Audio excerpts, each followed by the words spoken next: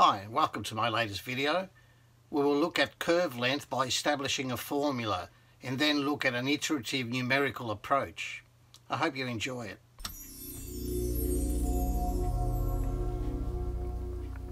How long is it? What do you think I'm talking about? I'm referring to the length of a curve. How can we work out a way of finding a pretty good estimate of how long something is?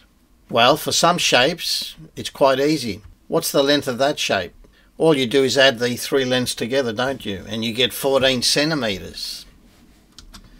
What about the circle? Radius 1 centimeter. What's the length of that circle, or the circumference, or the perimeter, the outside? We do have a formula. The circumference is 2 pi r. And using a value of r equals 1 for the radius, we get the circumference to be 6.28 centimeters. That's well and good. How long is that piece of rope? How would you go about doing that?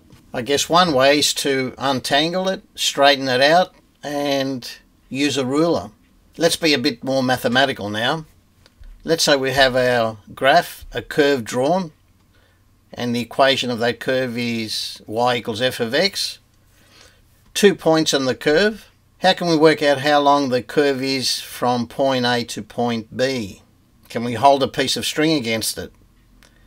I guess you could if it wasn't too big. We're going to establish a formula that will tell us the exact length of that curve between two given values, which I've called x1 and x2. So there are 2 points, the black dots, and first of all, let's obtain an estimate of the distance between them, which is represented by that blue line. I'll call that line ds. The horizontal between the two x values, call that dx, and the vertical dy. So we've constructed a right angled triangle. Have you come across this formula before? Pythagoras' theorem? C squared equals a squared plus b squared. Very famous, isn't it? Let's apply that formula to our right angled triangle. And that's what it looks like. Let's manipulate that a little bit. Divide throughout by dx squared. And that gives us what you can see there. And then take the square root of both sides. We're almost there. Remember, we want s, the length of that line. ds dx on the left is a measure of the rate of change of the length of s with respect to the horizontal value x. We don't want that, we want s. Now this is where a bit of knowledge of integration comes in. To work out s, we are required to anti-differentiate or integrate. And this is how we show it. By anti-differentiating or integrating with respect to x, between our two x values, x1 and x2, our length of the curve, s, becomes what you can see there. And that's the notation we use. Okay, let's apply that formula to working out the length of our circle. The circumference of a circle, which we established earlier, was 2 pi r. Just to make it easier, we'll work out a quarter of a circle, as shown there in red, and multiply our answer by 4. There's our formula. We need to know firstly the equation for that circle, which is x squared plus y squared equals r squared. And rearranging that, y squared becomes r squared minus x squared.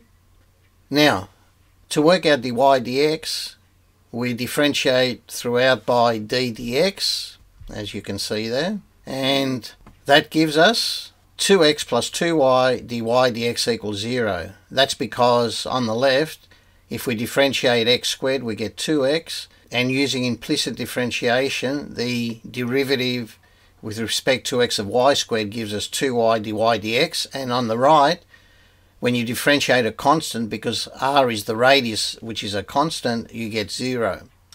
So after all that, dy dx is equal to negative x over y. Now what we want is to write that as a function of x only. First of all, square both sides. Now we know that y squared from earlier is r squared minus x squared, so making that substitution, we have what you can see there, dy dx squared equals x squared over r squared minus x squared. There's our formula, and then making the substitution for dy dx squared between the two x values, which in our case will be from 0 up to r, there's our expression for the length of the curve. But how do we solve that? Well, we have to do a bit more manipulation. Let's start by saying let x equal r sine theta. Theta is the angle, and in our quarter circle it ranges from 0 degrees to 90 degrees, or since we're working in radians, from 0 radian up to pi on 2 radian.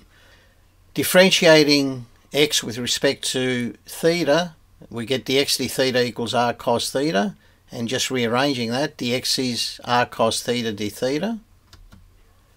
And making our substitutions into the formula, notice that our limits of integration, which were from 0 up to r, now become 0 up to pi on 2, because we are now working in angles rather than in the variable x.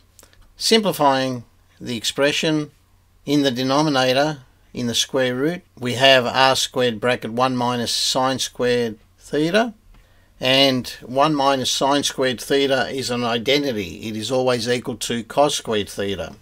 There we are, and the square root of 1 over cos squared theta becomes 1 over cos theta, like that, and we can cancel by cos theta, top and bottom.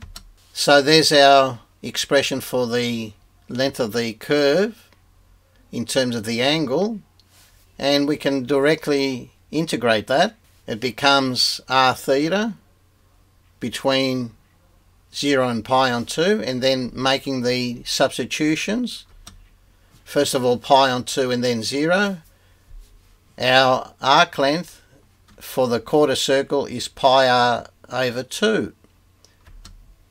Now remember, the circumference of the whole circle is 4 times the quarter circle, so it's 4 times s, which gives us 4s, and you can see that gives us an answer of 2 pi r, which is the formula for the circumference of a circle.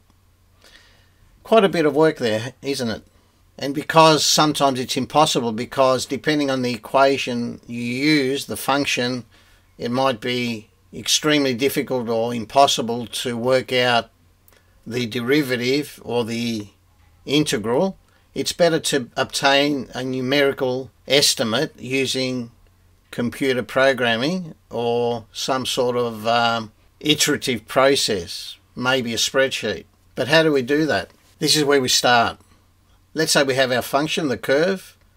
First of all, let's divide it up into a number of equally spaced intervals. In this case, I've divided them into x1 up to x6. Label the coordinate points on the curve, x1, and then f of x1. F of x1, of course, is the y value at x1, and so on. Connect the points by straight lines. Remember, our estimate will be the sum of those straight lines.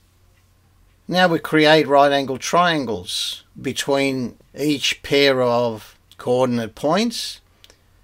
Remember, the x values are equally spaced, so I'm going to call the horizontal distance between any two of them h, and the vertical distance will be the y values, which will be f of x1 for the first triangle and so on up to f of x6. Alright, now let's use Pythagoras again.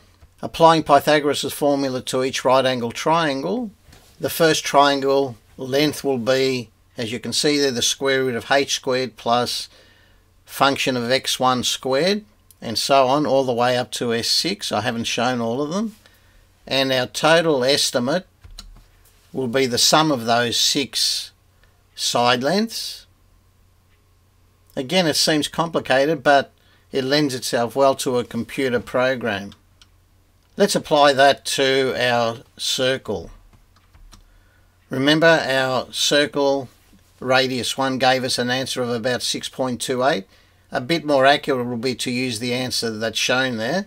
And here's the output from the computer program that I've used. In the first column we've got the number of intervals used, starting with 200,000 all the way up to 4 million. In the second column is the sum of the values, the sum of each segment. And in the last column, just to give you an idea of the error involved in each estimate. So you can see that in the last position, the last row, our final estimate is 6.28118531, and our error is about 0.03%, extremely small. But notice how many intervals were involved. 4 million is a lot of intervals. And the reason for that is that the more curve there is in the shape, the less accurate it will be. Because remember, you are joining 2 points with a straight line, and the curvature creates an error. So in other words, the straighter the curve, the less error there will be. Let's do this example. Here's a parabola. We want to work out the length of the curve between 0 and 1. There is a formula for the exact length of that curve, and there it is there. Again, a horribly looking formula involving natural log. But if you make the substitutions for A and B, the exact answer is about 1.14779 and so on. Using the computer program, starting with 100,000 intervals up to 2 million, we get a final estimate of about 1.14779,287, which is very, very close. And you can see the error, percentage error, is extremely small. I hope this has helped you somewhat in gaining an appreciation of what length of curve is and the best approach to take. Perhaps you can investigate it a bit more and even try writing a computer program that will obtain estimates for you for some of them. Until next time, bye bye.